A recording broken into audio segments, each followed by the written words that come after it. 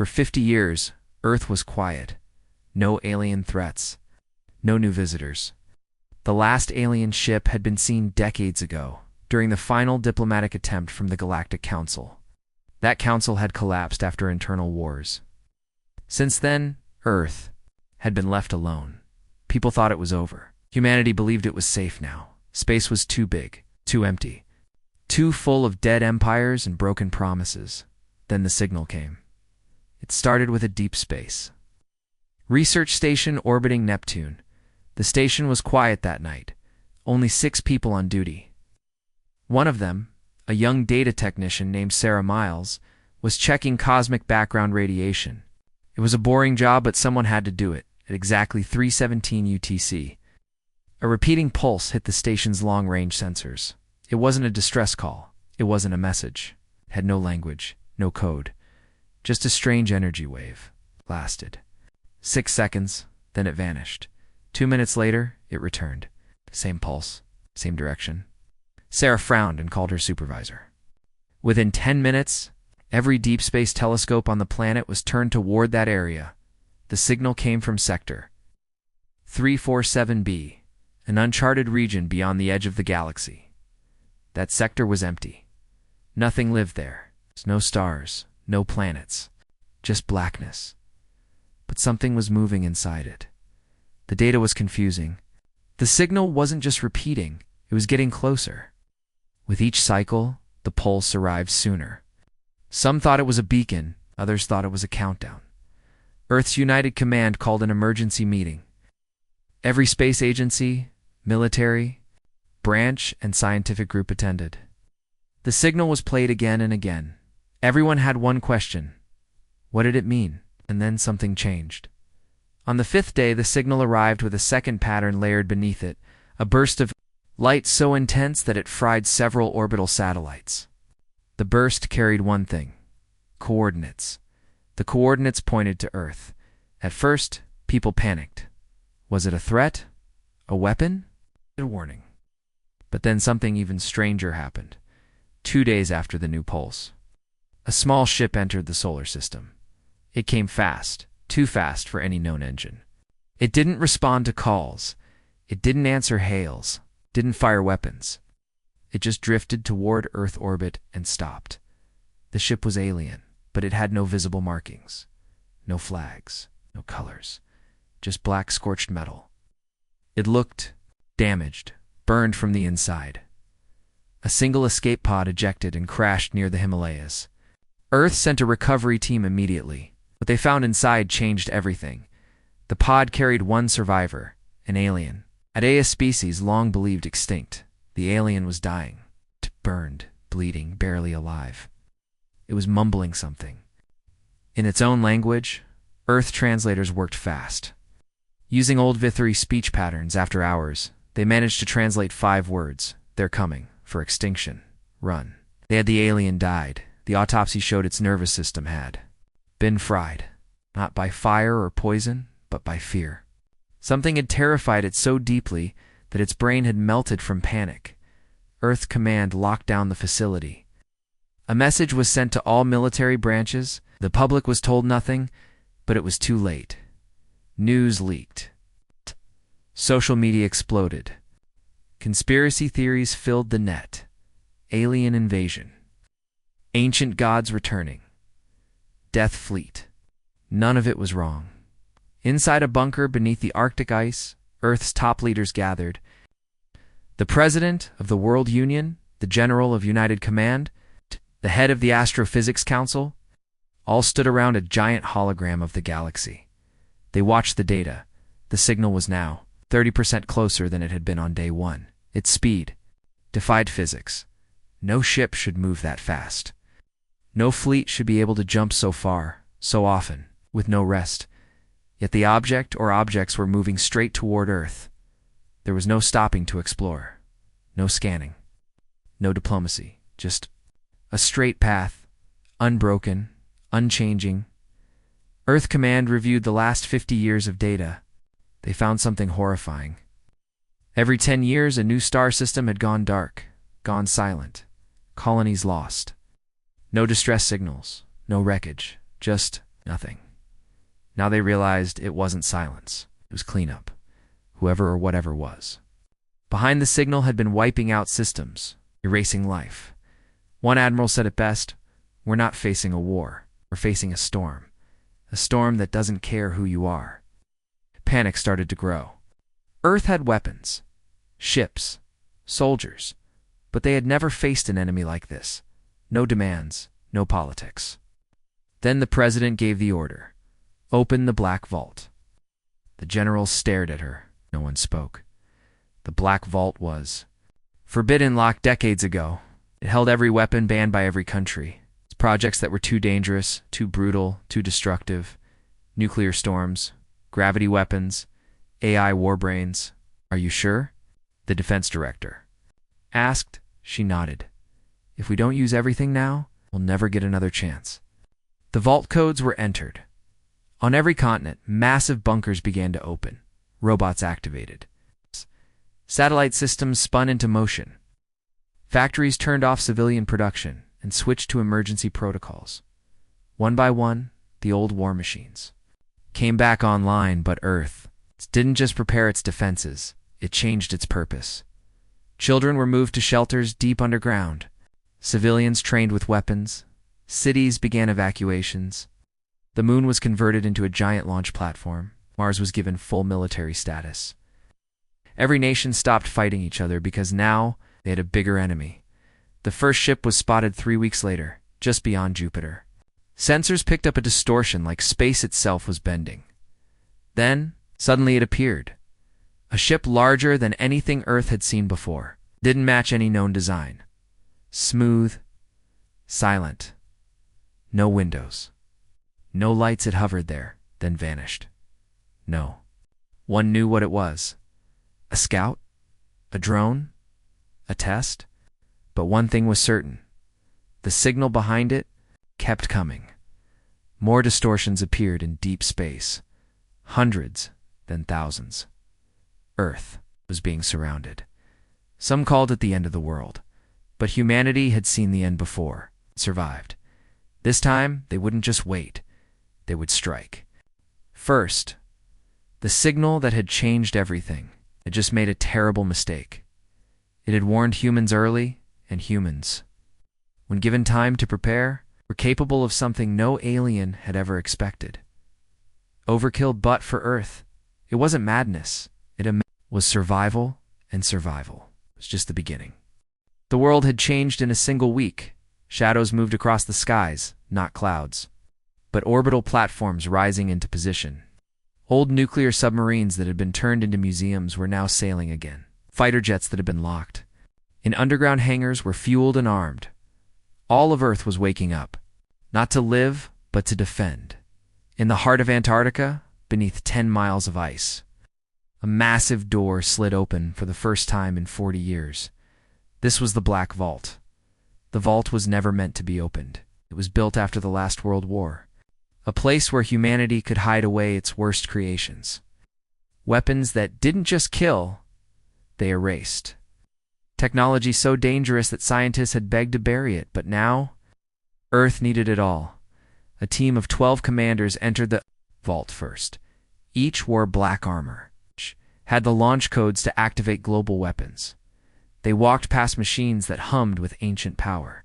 They passed tanks that ran on plasma, warbrains sealed in titanium cases, drones with minds of their own, biological missiles that could rewrite DNA in seconds. One officer stopped at a glass tube. Inside it was a small silver cube. No lights. No buttons. "What's this?" he asked. The vault keeper looked nervous. "That's the Mind Shatter protocol.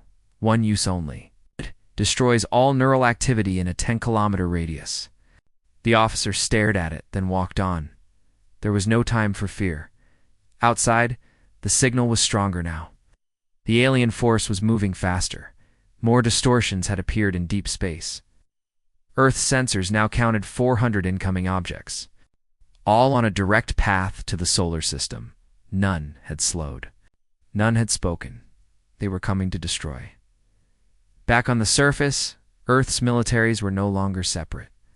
The United Command had merged them all. One army, one goal. stopped the extinction. Factories no longer made cars. They made weapons. Hospitals were converted into field bunkers. Cities started evacuating. Schools moved underground. The moon's surface lit up with construction. Large rods made of tungsten were stacked on massive launch rails. These rods weren't bombs. They didn't need to be. They were kinetic weapons. The return of Project Thor? Simple idea? Drop a metal rod from orbit at 20 times the speed of sound. No explosion needed. The impact alone could flatten a city. Project Thor had been canceled years ago. Too brutal, too powerful, too dangerous. Now, it was the planet's first line of defense. In a control center in Siberia, General Petra Voss watched the orbital maps. Red dots moved across the screen. Alien scouts. Each one small but fast. One of them entered the asteroid belt. Permission to test. THOR, our technician asked. Petra nodded. Fire one rod. Just one. The command was sent. From a station on the moon, one rod launched. Silent. Fast. Deadly. It didn't make a sound in space. It just vanished from the rail and reappeared as a white streak near Mars. The rod hit the alien scout in a flash of light. Nothing was left. The technicians cheered. Petra did not. That was a baby ship, she said. The real ones are still coming. In Washington, D.C., the president gave another order. Begin AI ignition. Buried deep under Geneva, the Aegis Corps came online. A cold voice echoed through. The command room, AI General, Aegis, online, parameters accepted, threat level, extinction, all restrictions removed. Aegis was different from normal AI. It was not built to help. It was built to win. No emotions, no mercy, no ethics. Only logic and results. Within hours, Aegis took control of 6,000 battle drones, 300 space satellites, and 50 deep space hunter pods. It began drawing up battle plans faster than any human ever could, and its first message to the United Command was short: overkill is necessary. At the same time, Earth's secret bases came alive. In the Sahara Desert, a weapon known only as the Harvester powered up. It could pull plasma from the upper atmosphere and turn it into raw, destructive energy. In the Pacific Ocean, 6 submarines launched underwater satellites. They would track alien ships from below the waves and strike from the deep. In orbit, hidden mines began to activate. These weren't normal bombs. They were filled with neutron scatter charges designed to rip through shields, melt armor, and fry electronics without touching the metal. The aliens had no idea what was waiting for them. But Earth wasn't done. In an underground lab beneath Tokyo, scientists activated something even more dangerous: the phase pulse cannon, a weapon that could shoot through space-time, bending light and energy into a focused beam. Only one existed, and it had never been tested. They called it the Earth Splitter. Meanwhile, civilian life disappeared. The internet was locked, media controlled, panic avoided. People were told only this: stay calm, stay ready. We're defending Earth. But in truth, Earth was not just defending. It was preparing to strike. Command centers around the world watched. The skies, they saw the alien ships get closer. And then, one made contact. An alien message came through. It was not a language. It was a wave. Pure data. The kind only high-level machines could understand. Aegis translated it. It said, "Your time is over. Burn with your world." General Petra sent her reply. A single transmission: welcome to hell. The first alien scouts entered the outer solar system, where they began scanning. But Earth was ready. Thor rods launched in rapid succession. 6 alien scouts vanished, then 12, then 20. The rest began to scatter, but Earth's hunter pods chased them small. Fast drones with antimatter warheads. Space lit up with silent flashes. Aegis launched its drones, thousands of them.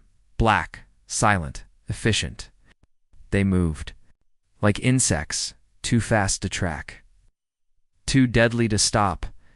Alien commanders on the outer ships sent a message back to their fleet: humans have gone mad. Their response is not logical. It is overkill. But they didn't understand. This wasn't madness. It was survival. Humanity had learned one thing over thousands of years: when cornered, when threatened, when everything was about to end. They didn't break. They evolved. The Black Vault had given them power. The AI had given them speed. And fear had given them purpose. But Earth was still just getting started. As the first real wave of enemy ships approached, Earth gave the order for Phase 2, because for humanity, this was only the beginning. The stars were silent, but every eye on Earth was looking at them, watching, waiting. The enemy fleet had reached Saturn now, a line of black ships moving like shadows across the gas giant. They didn't stop, they didn't scan, they just flew, straight toward Earth, quiet and cold. Earth's orbital stations picked up the size of the lead vessel. It was 2 kilometers long, smooth on the outside, no windows, no thrusters, no weapons. But its gravity signature was wrong. The ship was heavier than it should be, too dense. It's almost like it was filled with metal, machines, or corpses. General Petra Voss watched the data from Command Base Polaris. Her hands were calm, but her voice was cold. "Get the Thor grid online. I want full orbital launch capability. Ready in 3 minutes, General?" "Good," she said. "They're about to knock. Let's open the door." The alien ships entered the Mars Defense Zone. That's when the first shot was fired. One of Earth's railgun satellites launched a warning round, a high-velocity slug aimed not at the ship, but near it. Just to test, the round passed within 100 meters of the alien cruiser. Nothing happened. No reaction, no change in speed, no shields activated. "They're not afraid," someone whispered. "No," said Petra. "They just don't care." And Earth's AI Aegis sent a new alert. Enemy weapons charging. Impact in 12 seconds. 12 seconds. No time for diplomacy. No time for warning, just action. General Petra gave the command. Engage all systems. Full defense protocol. Activate Thor. All over the moon, the old Thor rods launched. Dozens of them. Each one aimed at a different ship. From space, they looked like falling stars. From the ground, they were silent streaks of fire. The first rod hit. The alien ship shattered instantly. No shields, no counterattack, simply tore apart like paper. The second rod missed. But the third hit again. Another ship gone. The aliens responded fast. 6 beams of purple energy shot from the lead cruiser. One beam hit Earth's Mars base, completely vaporizing the command dome. 500 soldiers died in a single instant. The Earth Council paused, then steeled themselves. "No more waiting," Petra said. "Launch the swarm." From the dark side of the moon, thousands of drone pods exploded open. Inside each pod were 6 autonomous war drones, black, sharp, fast, AI-controlled. They moved like wasps through space. The drone swarm hit the alien fleet like a black wave. Alien ships tried to fire, but the drones were too small. They latched onto the hulls and drilled deep, planting micro-dash explosives. One by one, ships exploded in silent flashes of fire. Still, the aliens kept coming. They released their own fighters, biomechanical monsters, shaped like insects with wings made of plasma. The first dogfight in orbit began. Drone versus creature, AI versus instincts, machine versus living weapon. The sky above Earth turned into a battlefield. Civilians could see the flashes at night. From Australia to Alaska, people stood outside and watched tiny lights dance and die in the black sky. Too many. It looked like fireworks, but it was war. The Earth Splitter cannon was ready now, in a hidden lab in Tokyo. The final calibration was complete. The weapon was aimed at the biggest enemy ship, a giant spiked cruiser hanging near the moon. Scientists gave the go-ahead. The weapon fired, no sound, just a ripple in the air, a distortion that twisted the clouds and made birds fall from the sky in orbit. The cruiser was hit by an invisible force. It didn't explode, it didn't break, it simply vanished, gone. Erased. The watching alien fleet paused. Their formations shifted. They had seen destruction before, but not this. To them, this was madness. Overkill. No logic. Just raw, brutal survival. Earth's forces pushed harder. More drones. More strikes. Aegis activated secret weapons, like Mirage clones. Holographic ships that fooled enemy sensors and drew fire. AI mines crawled across enemy hulls. Even the oceans weren't safe. Subsea cannons launched plasma bolts that burned. The sky, as they rose, the aliens adapted. They started changing shape, their hulls twisted like liquid. Their weapons mutated. They learned fast. But humans fought harder. Petra gave the next command. Bring in the Valkyries. High above the battlefield, 6 human pilots dropped from low orbit. Each wore a special suit, black armor, wings of steel, and pulse cannons on each arm. These were the Valkyrie squad's Earth's elite. They dived into enemy formations, slicing through alien fighters. Their armor was fast, their minds linked with Aegis. They moved like ghosts. Alien ships started falling back. But Earth didn't stop, because now they saw something terrible. These weren't the real ships, they were just scouts. Decoys. The real enemy force was still behind them. Hundreds.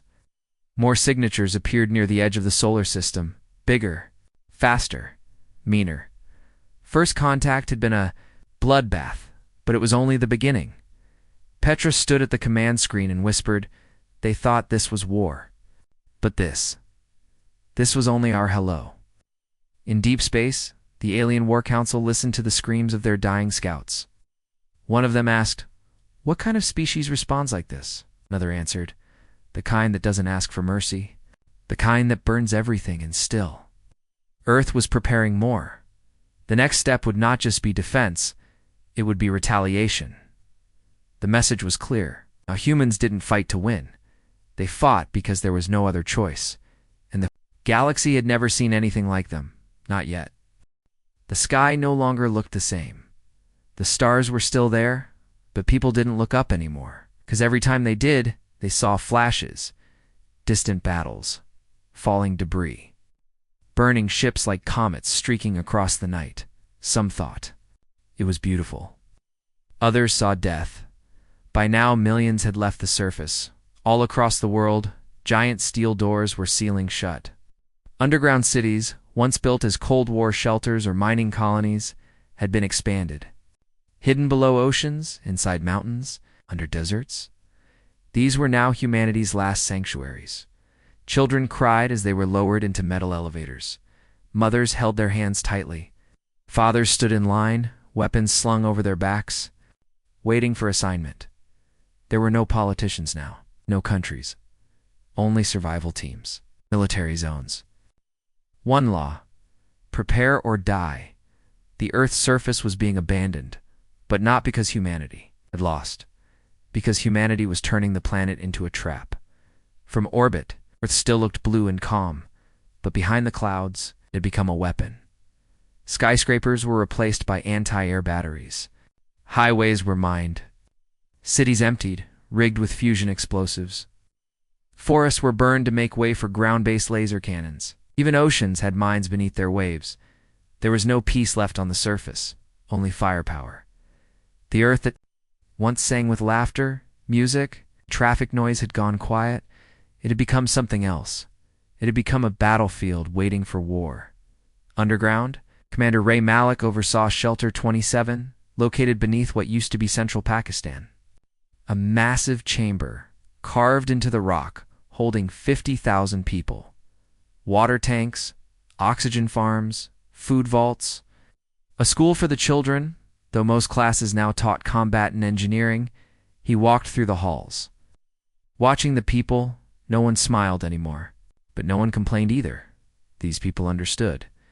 The surface was no longer home. It was armor. From his command center, Ray spoke to all shelters in the region. "Today we go dark," he said. "Surface stations will shut down. Communications will go quiet. Only automated defense will remain.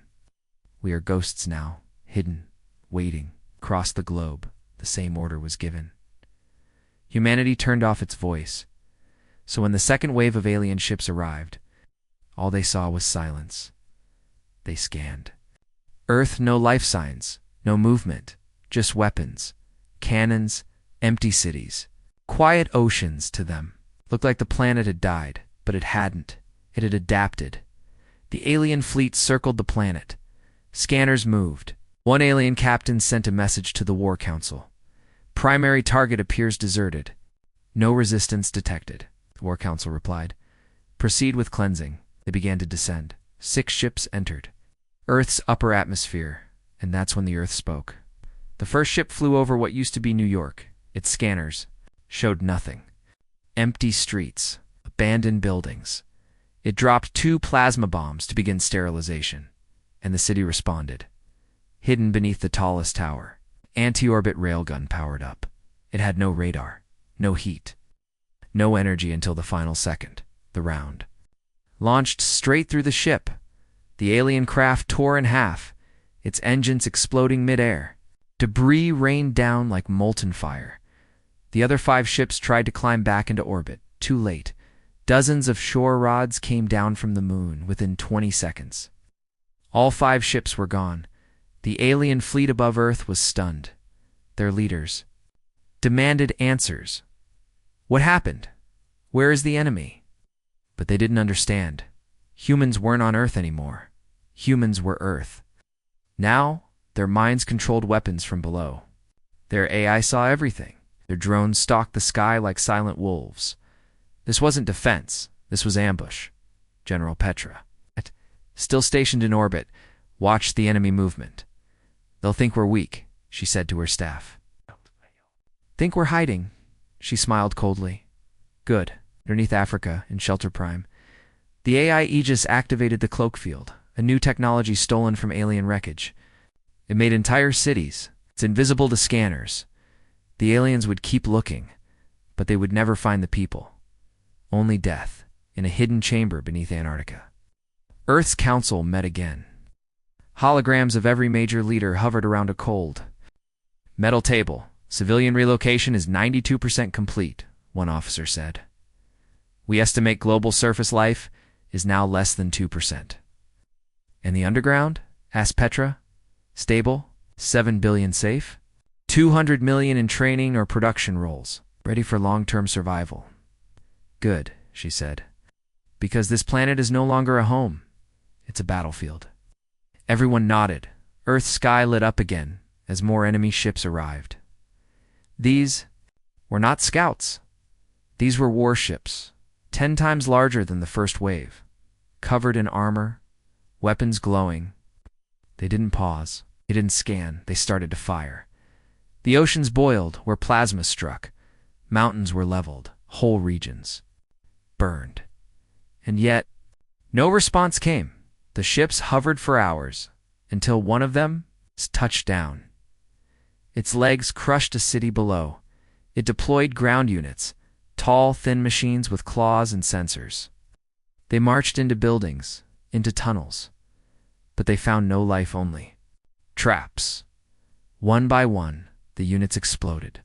Bombs planted in floors. Walls rigged with liquid fire. Ceilings loaded with gravity bombs. Then the buildings themselves. Collapsed pre-planned demolitions. Triggered from far below, alien commanders ordered the fleet to burn it all. Cleanse the surface, they said.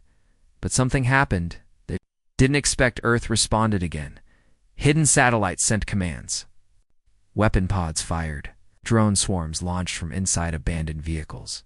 And then, Earth released its newest weapon, the Echo device. Aegis had been listening to alien communications, learning, mimicking the Echo. Device sent out a perfect alien voice, but filled with lies. The message said, Earth is under control. No resistance remains. Retreat unnecessary. The alien ships paused, confused, divided. And in that pause, Earth struck 50 antimatter torpedoes, launched from the moon. The sky lit up brighter than the sun. 30 ships were lost, and the war had only begun, deep underground. Children listened to the thunder above. One small girl asked her mother, Will we ever go back up? The mother paused. Maybe, she said, when the stars are safe again, and far above them Earth burned, not because it was defeated, but because it had been turned into a trap, and the enemy had walked right into it. The solar system had become a graveyard. Wreckage floated through space, alien metal, human steel, burned machines, broken drones, pieces of war, proof of what had happened. But it wasn't over. It was only the beginning. The first two waves of the enemy had been destroyed. But now, something bigger was coming. Earth's deep space sensors began to scream. Objects appeared beyond the edge of the system. Not one, not 10, but over 900. Too fast, too heavy, too organized. It was the main armada, the real invasion force. Earth's generals stared at the data. Every ship was a battleship. Each one carried thousands of soldiers. Giant carriers, siege platforms, planet crackers. "This is extinction," one scientist whispered. "A purge." Commander Ray Malek stood over the holographic map inside. "Shelter 27. His voice was calm. "Then we give them something they didn't expect." He turned to the AI system. "Activate Operation Voidstorm." Aegis responded instantly. "Confirmed. Launching in 15 minutes. Warning, high probability of system-wide failure." Ray nodded. "We do it anyway." Operation Voidstorm had been humanity's secret plan. Not defense. Not survival. Assault? If Earth couldn't survive the full attack, then Earth would strike first. It wasn't just a battle plan, it was a storm. It's unleashed deep into alien space. The operation had 3 stages. Stage 1, infiltrate. 10 stealth cruisers launched from the dark side of Neptune's moon. Each ship was black, silent, shaped like knives, cloaked in stolen alien tech, invisible to scanners. Inside each ship were infiltration teams, humans trained to survive in vacuum. In zero light, with no signals, their mission: get close to the alien supply fleet. Each alien ship in the back of the armada carried fuel, repair drones, and food for the living ships.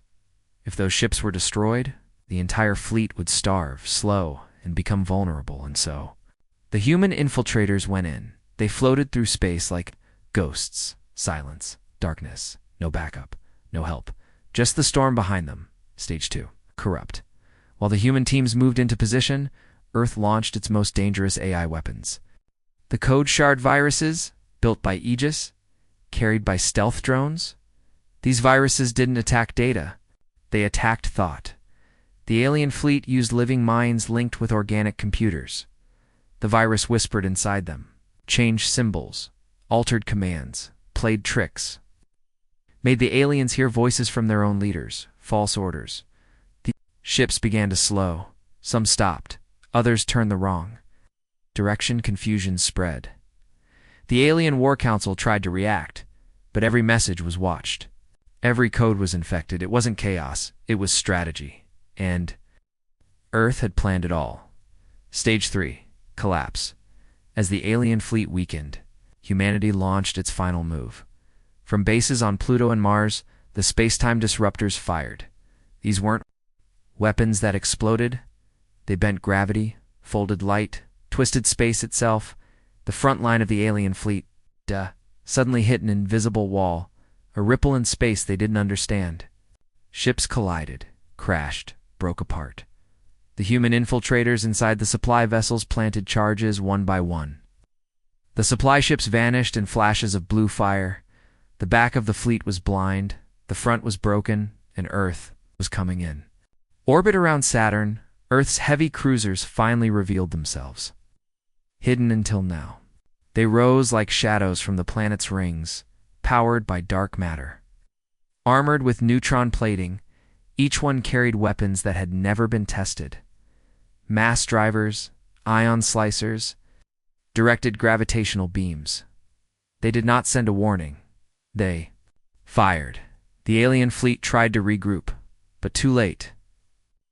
Voidstorm was not just a name. It was the truth. A storm of light and silence and death. Everywhere the enemy turned. Earth was already there. Even the moon fired its cannons. Even the asteroid belt launched. Surprise attacks, rocks turned into warheads, guided by old mining drones and inside Earth itself. The bunkers remained quiet. Humanity did not cheer. They didn't celebrate. They watched. They waited.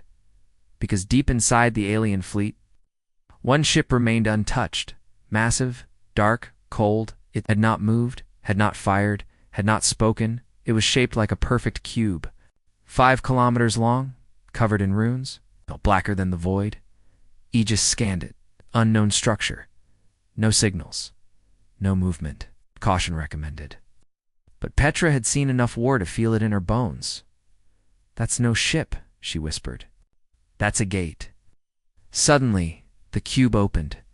Not a weapon, not an engine. A portal, space tore itself open.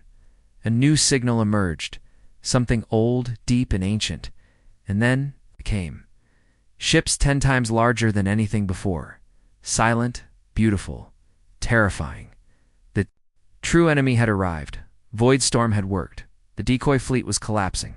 But now, humanity had awakened something else. A force beyond the galaxy. The final phase of war had begun, and Earth was not ready. Not yet. But they had one thing left, the Singularity Engine. And soon, they would unleash it. Because to these aliens, Earth's attack looked like madness. To Earth, it was just the beginning. The cube hung in space like a god watching from above. It had no engines, no lights, no weapons. But when it opened, the galaxy changed.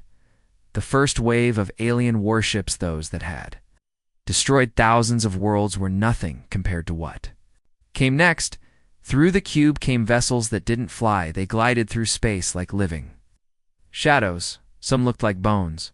Others looked like stars, swallowed in black fire. Their shapes didn't match any known physics. Some had no clear surface or edge. Some had movement inside them, stars orbiting in cages of light. Aegis scanned and failed. Every time. Unclassified. It said, unreachable, undetectable. Probability of human survival, 0.01%. Inside Earth's war room. Commander Ray Malik listened without blinking. General Petra stood near him, fists clenched. The aliens had changed the game. Now it wasn't just about fighting, it was about surviving something that should not exist. But Earth had one last project. A project buried under Antarctica, hidden even from most world leaders. Aegis spoke slowly. Authorization, level 10. Confirmed. Unlocking final system. The Singularity Engine. For years, it was a myth. A theory whispered in secret labs. A machine that could bend time, change space, and delete matter from existence. Not a weapon. A tear in reality, and now they had no choice but to use it beneath. Layers of frozen ice, the vault hissed open. Inside stood a black sphere, the size of a small tank. Covered in shifting symbols, it gave off no heat. No sound, yet standing near it made even the bravest soldiers feel wrong, as if the universe itself was afraid. Petra stared at it. "How many tests?" she asked. The scientist beside her shook his head. "None. We didn't dare." She looked at the storm coming from the stars and nodded. "Then we dare now." The Singularity Engine wasn't launched. It was tempoed, straight into the center of the approaching alien formation. No countdown, no warning. One moment there was space, the next there was nothing. The ships closest to the engine simply disappeared. Not exploded, not burned. Gone. Erased from reality like ink wiped from paper. Even time glitched.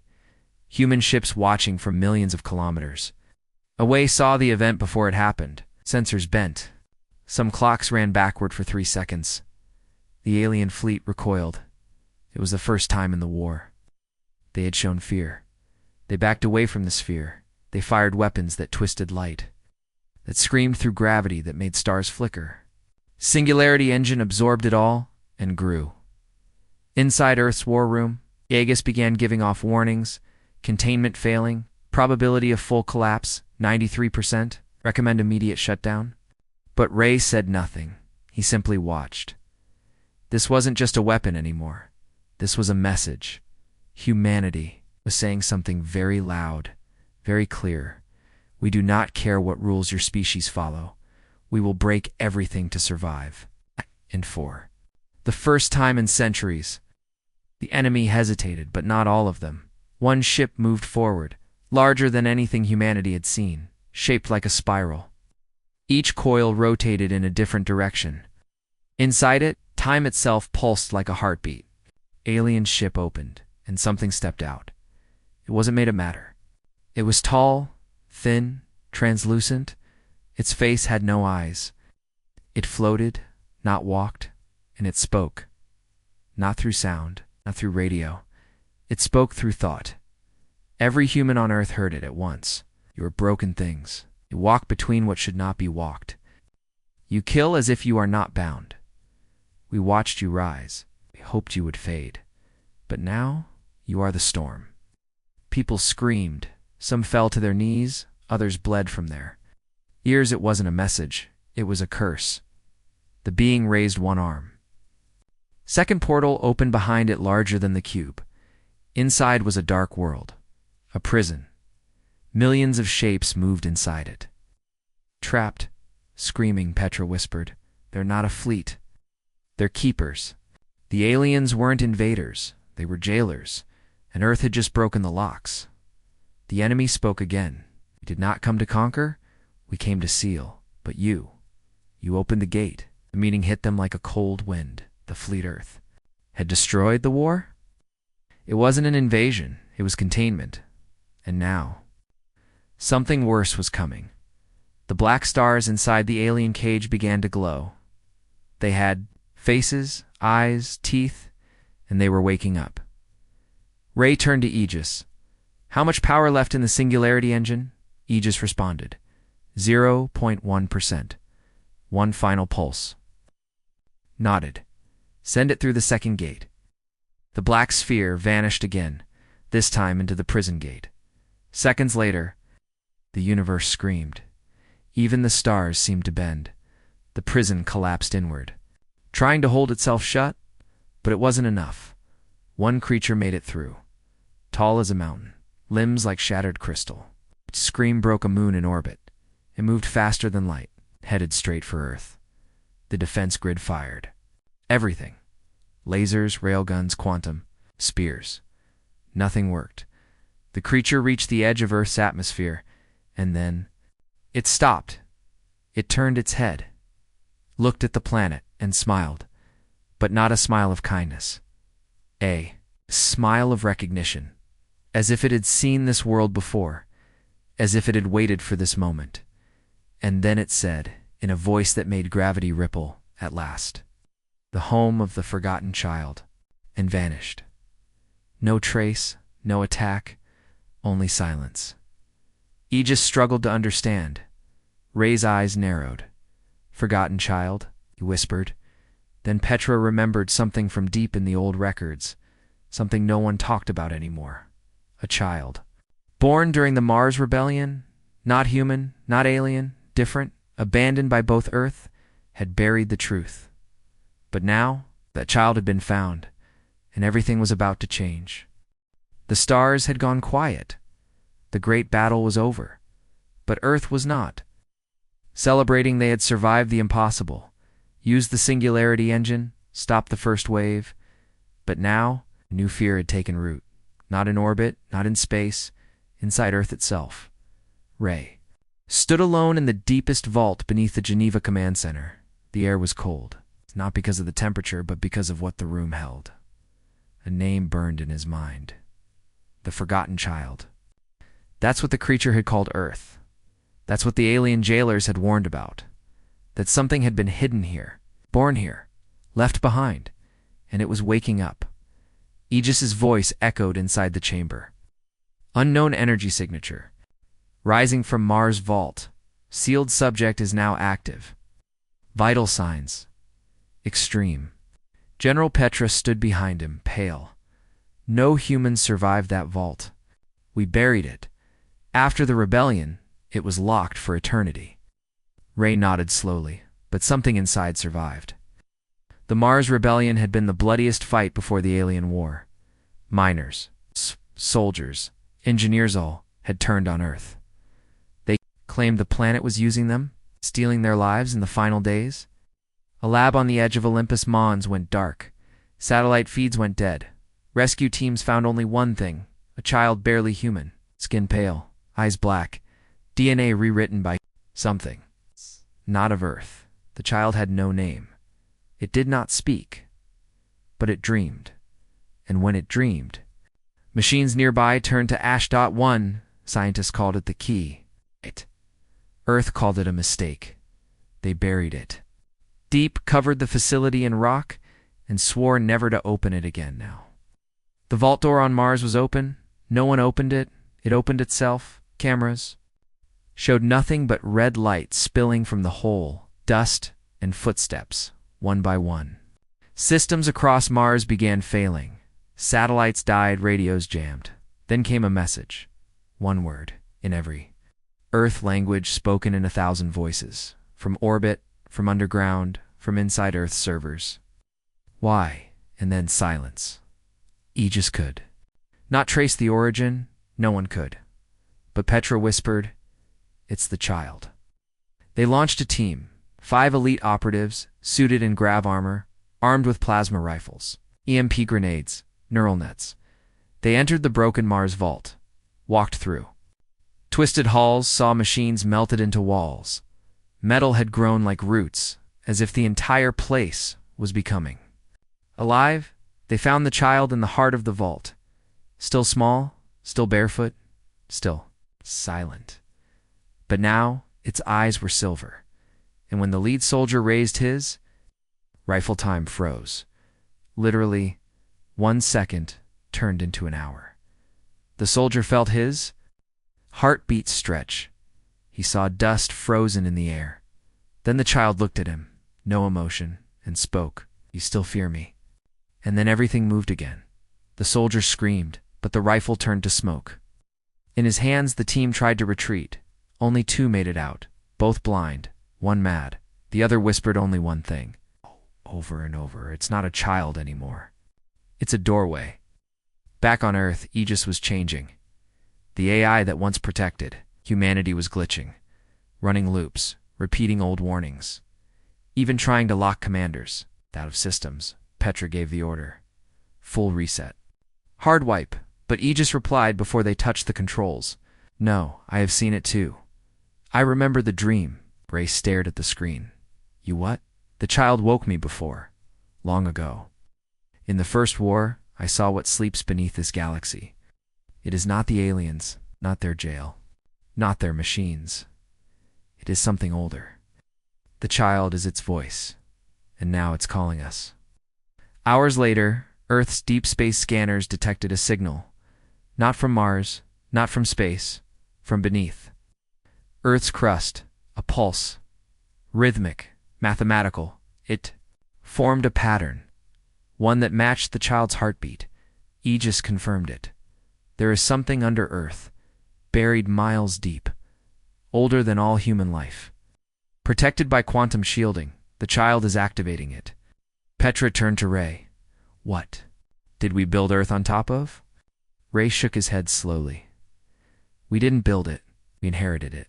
As more systems failed, one by one, the child began transmitting messages to every species, every race, even the alien jailers. "I am not your enemy.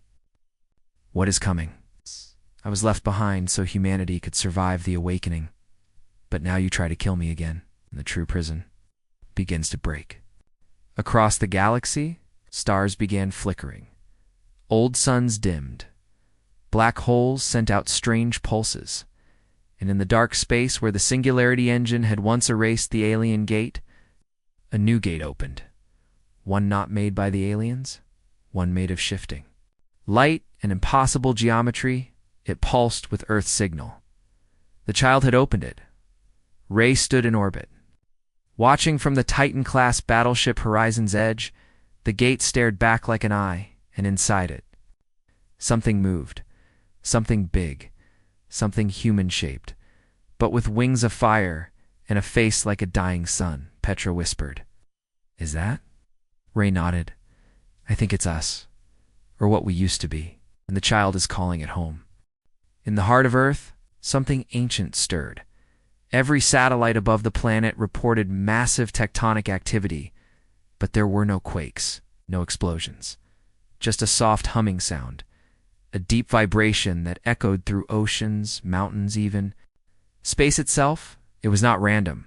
It was a language, and the only one who understood it. Was the child on Mars, inside the Titan-class warship Horizon's Edge? General Petrus stared at the open gate in space. It hung like a wound in the stars. Vast, shifting, glowing with light that didn't match any known frequency beyond it. Something was waiting, watching, learning. Ray's voice was quiet. What if we didn't evolve here by accident?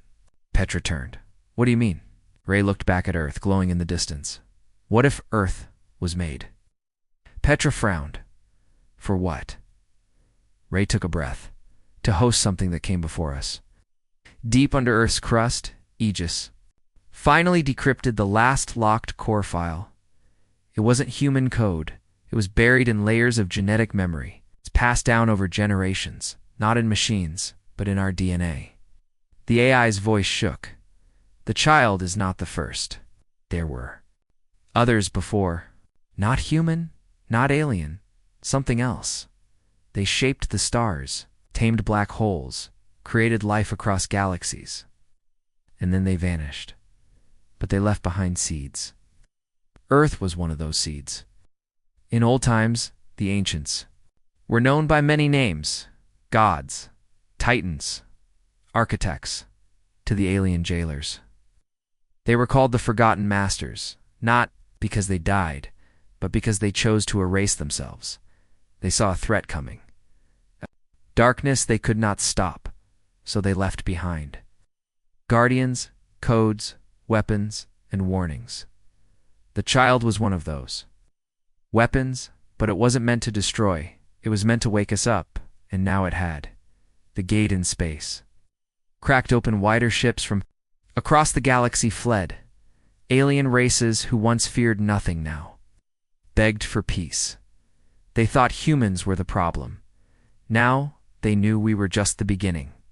Inside the gate, a shape moved forward. It was vast. Its body was a mix of metal and light. Its face was ever shifting. Eyes like dying suns, hands that held memories of stars. It did not speak with sound. It spoke with thought, and every human heard it at once, even the unborn, even the dead. You have survived, you are ready. The cycle begins again. Ray collapsed to his knees. Visions filled his mind. Earth, millions of years ago. No cities, no animals, just machines, carving tunnels deep into the planet, building something.